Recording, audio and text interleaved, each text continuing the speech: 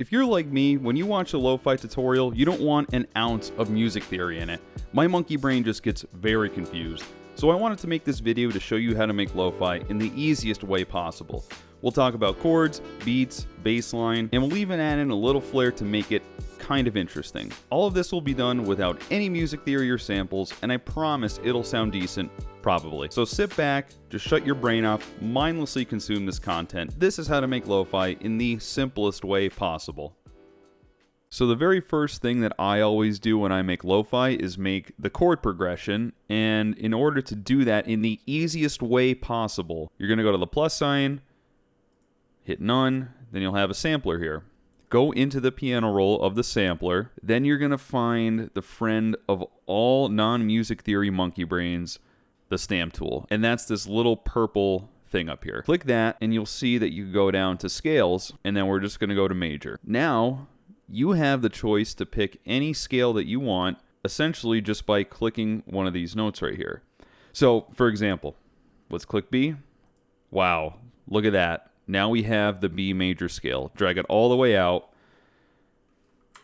and then just copy and paste it. Make sure the bottom note is B, and there you go.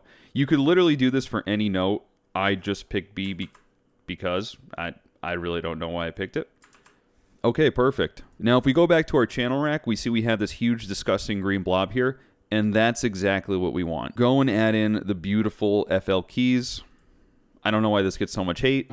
Sounds pretty good to me. Go into the piano roll. Wow, look at this. Now we have all the notes in the key of B. They're all here for us. We could literally just start making chords by going into these white ghost notes and just clicking randomly. And you know what? That's what we're going to do. Just go to any of these notes in here. Let's just start here.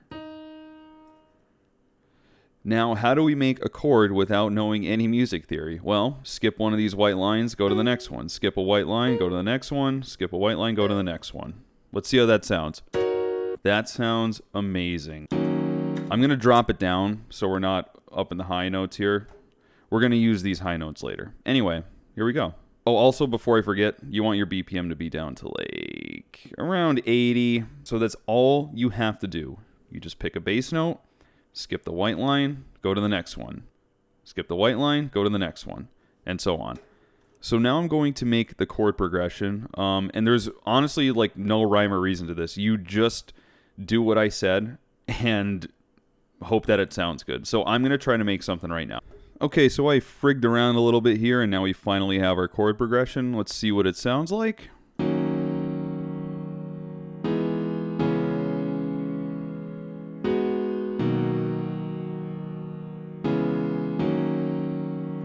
You see how it's pretty jazzy? Oh, and also the last bar here, I just resolved back to the first chord that we started with to give it some kind of like resolution or whatever. I don't know. It sounds good.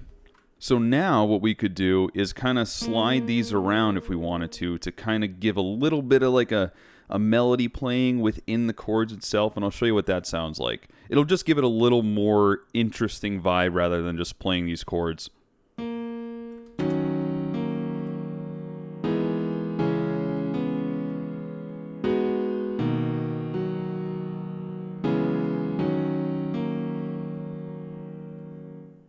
So one little trick to make this more interesting and sound more realistic, because that's kind of what we're going for, right? We want it to sound like a sample. So what we're going to do to make it sound more realistic, highlight all of your chord progression, go to the drop down, go to tools, and then you'll find Strum here. And what that does is it adjusts the time for each note in the chord.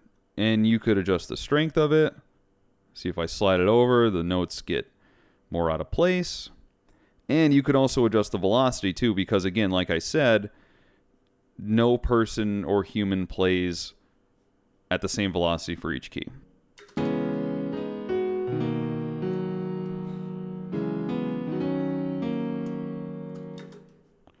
All right, I think that's sounding pretty good. But how can we make this sound even more lo-fi? Well, set your keys to a mixer. We have it on 10 now. We're going to go to our drop down. First thing I want to do is add a little bit of reverb. This is the TAL, T-A-L reverb or whatever. This is a way, way, way, way better reverb than what FL Studio gives you. I'm sorry, FL Studio, but that's just how it is.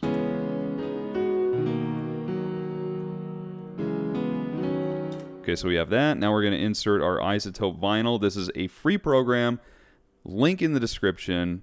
It's probably the best thing you could ever have for lo-fi. It's almost necessary if you're going to go with no samples. So I'm going to move this knob down. See how it kind of made it all grainy? And you could go really extreme with it too. So anyway, we're going to go to the 1960, and then you're going to adjust this warp depth here. Let's see what that sounds like. You could get pretty crazy with it, but I'll do like 20%.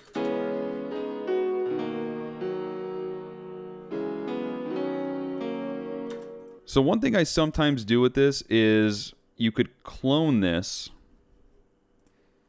then copy and paste, and then switch this to Rhodes. And this is kind of going to act like a pad. It'll just give a little bit of effect in the background. I'm going to move this over to a different mixer channel because I want to adjust the volume separately from the main piano. So we're going to do the same exact thing, add iZotope vinyl, add our reverb, and that's way loud, so we're gonna just a little bit.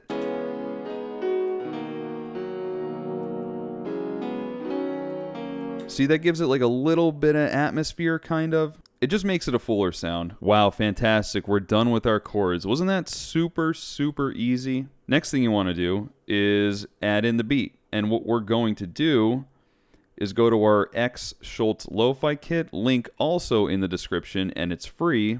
We'll just pick out our sounds here. Okay, so let's start with the snare. Super easy. You're going to start on the first block in this red section.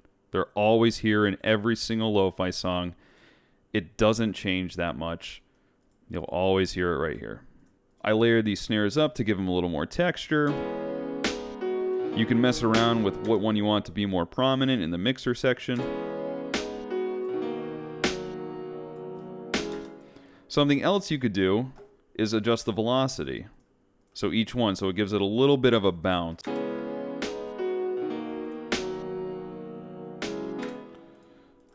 We'll do the same exact thing for the hi-hats. We'll do every 2. I also added in an open hi-hat before all the snares just to give it a little bit of variation. Another thing that you could do to add a little bit of bounce and make it sound more lo-fi, go to your hi-hats, click the little wrench tool here, then you'll see this thing called shift. This actually shifts the notes slightly to the right as if you were like shift and scrolling them.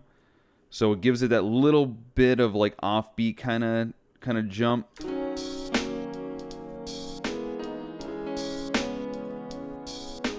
I like that a lot. Another little tip here is if you want to add a little bit of bounce, you could go to like these sections here in your hi-hats. Scroll it over to the middle of the box here. Just gives a little bit of bounce. Now where the main bounce comes from in the song is the kick. And you could do the same little bounce technique that we did with the hats. You just scroll this over. So, alright, I messed around with this quite a bit, and here's our beat.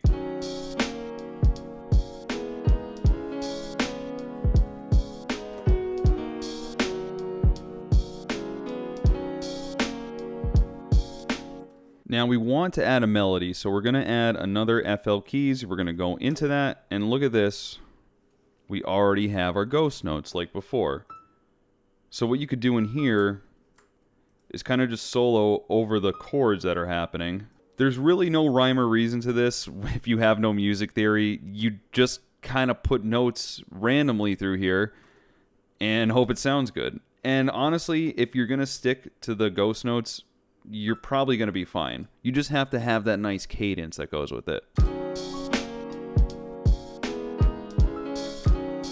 So I'm going to try to mess around in here, and I'm going to see if I could find some kind of way to solo over the keys in a way that sounds good and not like shit. Wow, okay, this is actually kind of starting to come together. This doesn't sound like complete trash. Fantastic, that's just what we want. We didn't even have to do any music theory. But what about the bass line? That's kind of scary, right? Well, not really. We're going to add in another sampler. I use Contact 5 because I paid $500 for it, and I'm definitely not salty. But you could use anything. I'm sure there's a lot of free VSTs out here that sound better than Contact, even though I paid $500 for it. Again, I am not salty about it. But all you have to do is go to the bass note of your chord and just put the bass note where that is. And I'm going to show you what that looks like. To do that, to make it easier on ourselves, we're going to have to say goodbye to our sample channel. Thank you so much. Go to the piano roll of your bass. And wow, look at that. We see the chords right here, ghosted.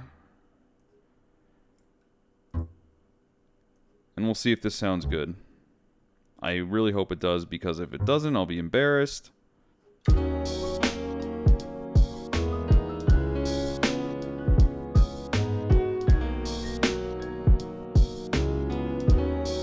Wow, that sounds jazzy. And that's literally all you have to do. You don't have to know anything about creating bass lines or music theory or anything like that. Just literally put the bass notes at the bottom note of your chords, because that is the bass note.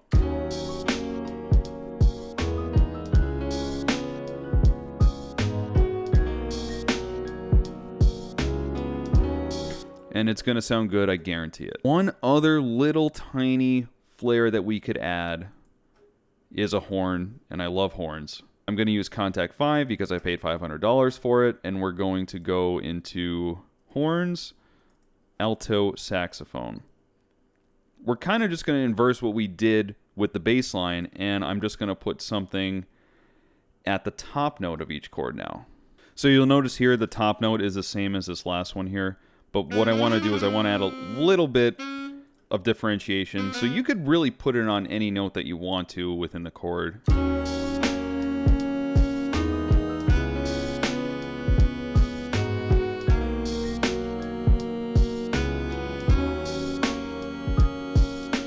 You could really do this with any instrument that you want to. It doesn't have to be a horn. You could do something else if you want to.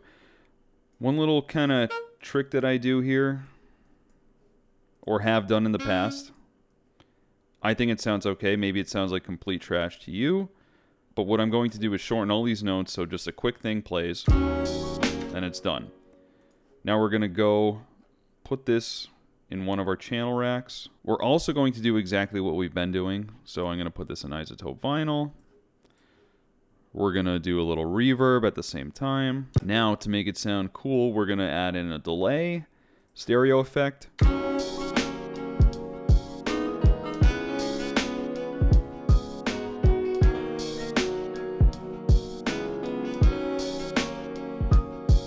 Okay, now after all of this, to do the mastering, all you have to do, go to your drop down in your master channel, go to Maximus, do the drop down, presets, fancy, lo-fi. And that's a little too lo-fi, right? So what we're going to do is go into the controller here of Maximus and then just drop this a little bit.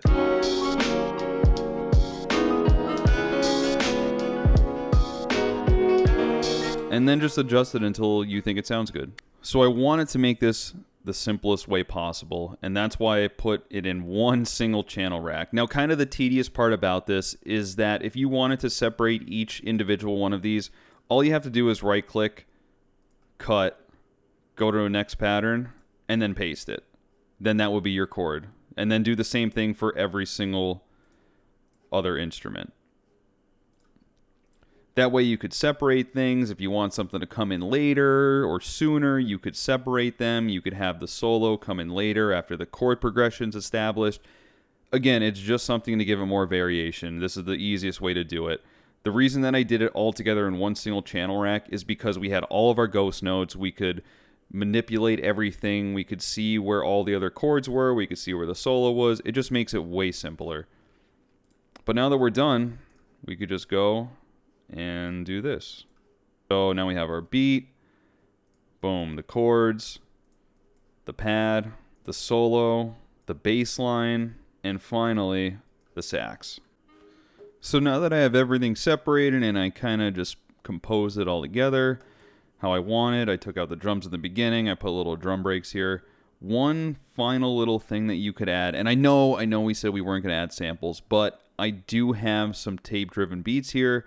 This is from Hip Hop Breakup Drums. I'm pretty sure I paid for it like an idiot, but I have it. So this is going to elevate it just...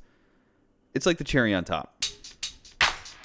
So I found a little sample here that has no kick because I already put the kick in, and then we're going to see what that sounds like. It just adds a lot more texture and depth to it, and it, like I said, it's a cherry on top.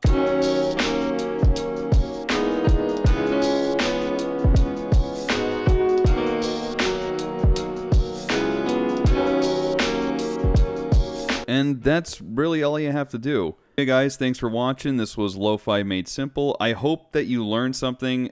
Honestly, the chords is probably the hardest part of all of this, and I think it's so simple if you just use that blank channel rack technique and then use the stamp tool. I'm telling you, it's your best friend if you don't know music theory like me, because you really don't need it. FL Studio gives you the tools to just go for it. Alright guys, that's everything. I hope you enjoy it. I'm going to put the song at the very end so you could listen to it or skip to it so you know what you're getting into before you watch this horrible mess of a tutorial. Guys, thank you so much for watching. All right, peace.